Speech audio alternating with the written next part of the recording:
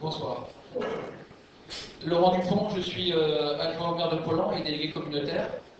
Moi, je vais reprendre le discours de Myriam, effectivement, qui a eu une approche un peu globale de la situation pour venir un petit peu au local et aux enjeux qu'on a sur ce territoire. Les questionnements qu'elle a posés là aujourd'hui, ces questionnements, on se les pose depuis très longtemps sur le cœur d'Hérault.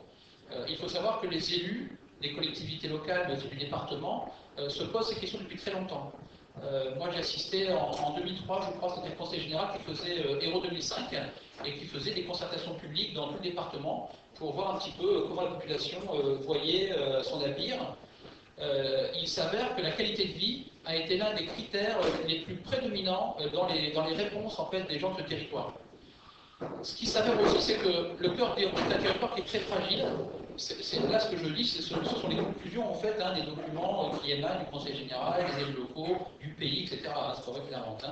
On est sur un territoire qui est très fragile, qui est aux portes de l'aire de Montpellier, et il s'avère que l'aire urbaine de Montpellier est une aire urbaine qui crée de la pression foncière, parce qu'effectivement, on a vécu dans nos villages, sur Gignac, sur Clermont-Lérault, l'arrivée de populations nouvelles, de gens qui travaillaient sur Montpellier ou sur Béziers aussi parfois, c'est plutôt vrai pour Pézenas, mais on a vécu en fait un étalement urbain que les communes de ce territoire ont beaucoup de mal en fait pas à s'opposer, mais en tout cas à organiser, à maîtriser. Ça c'est important. Il faut savoir qu'on est aussi sur des populations qui sont, on va dire, classe moyenne précarisée. On est sur un secteur économique qui est la viticulture, donc avec une crise viticole qui est réelle. Je lisais hier en fait dans les mots du jour, il y a effectivement une perspective, c'est que dans 30 ans, on ne pourrait ne plus avoir de vignes du tout. Donc effectivement, là, on est vraiment sur des plans d'arrachage massifs, et donc on a effectivement à nos portes là quelque chose à faire pour préserver une agriculture qui est ici ancienne, qui est dans la culture de ce patrimoine territorial. La croissance démographique fait que, par exemple, entre les 2 dernières décennies, le taux de construction, le niveau de construction, la décennie précédente, c'était 5% sur le cœur d'Hérault. Le cœur d'Hérault comptait pour 5% des constructions nouvelles sur le département. Dans la dernière décennie, c'est 10% de construction sur ce département. Donc, effectivement, il y a quand même des données chiffrées, des indicateurs.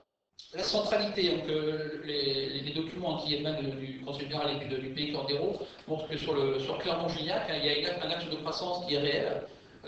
Et c'est vrai que l'idée c'était de réfréner cet essor. La viticulture, dont je disais, avec un arrachage qui est conséquent, sur le Cœur d'Hérault, on contribue à 21% de l'arrachage du département. Donc effectivement, on est sur une pente très importante, et cet arrachage correspond très très souvent après à de l'artificialisation. Il n'y a pas de replantage derrière, on part sur des actes ou sur des lotissements. Le tourisme, alors effectivement le tourisme, il ne compte que pour 5% du tourisme départemental. C'est-à-dire qu'on n'a pas d'offre, par exemple, d'hébergement marchand qui soit suffisamment... Alors qu'on a des sites touristiques magnifiques, on a le Salagou, on a Bourrez, on a le Saint-Gall-des-Heures, on a Vassal. Malheureusement, on n'a pas d'offre marchande d'hébergement qui fasse qu'on puisse fixer le tourisme. Donc là, effectivement, on a des axes de progrès pour fidéliser un tourisme de qualité. Alors, ce qu'il faut savoir, c'est que le département, par exemple, avait fait le projet Valcordia. Je sais pas, moi, je suis élu, donc je suis invité à ce genre de cérémonie du Conseil général avec beaucoup d'élus.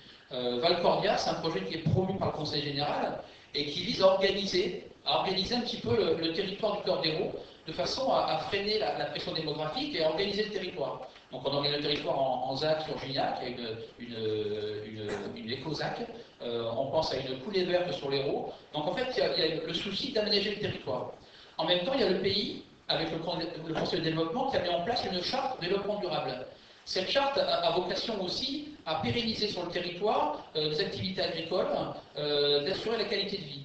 Tout ça, ce sont des éléments factuels, et les élus que nous avons aujourd'hui, d'où qu'ils soient, ont participé à ces travaux. C'est important de dire que, aussi bien Valcordia au Conseil général que la charte du pays Cœur d'Hérault sont des travaux importants, sur lesquels les gens ont travaillé, ont planché, ont réfléchi, et qui ont donné lieu à des programmes d'action sur lesquels aujourd'hui on s'engage.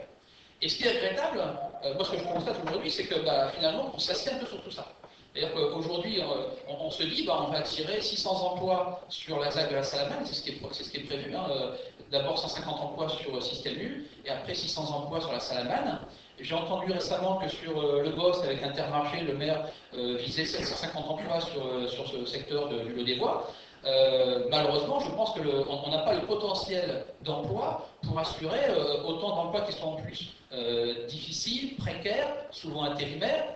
Donc, quelque part, il est certain que ces emplois, si vraiment ces projets se réalisent, eh bien, vont attirer de nouvelles populations, vont créer des lotissements, et en fait, c'est un cercle pas du tout vertueux qui va s'installer, et on ne répond pas du tout, parce qu'en fait, je prends effectivement les élus qui nous disent on est un peu des hurluberlus, on est un peu des opposants systématiques, que disait effectivement Myriam, on n'est pas des opposants systématiques, hein, on a une vision effectivement globale des choses, qu'on décline localement. Et on est cohérent par rapport à tout ce qui a été fait par nos prédécesseurs, les élus prédécesseurs. Et on s'appuie sur leurs travaux.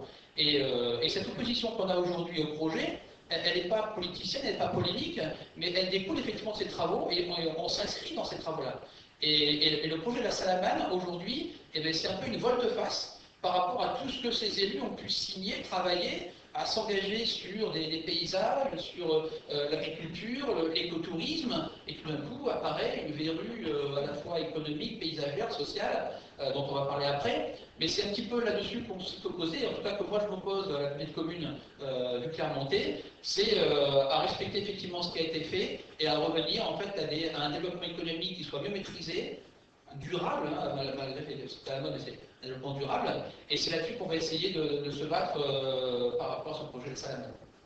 C'est ce que je veux dire par rapport au projet.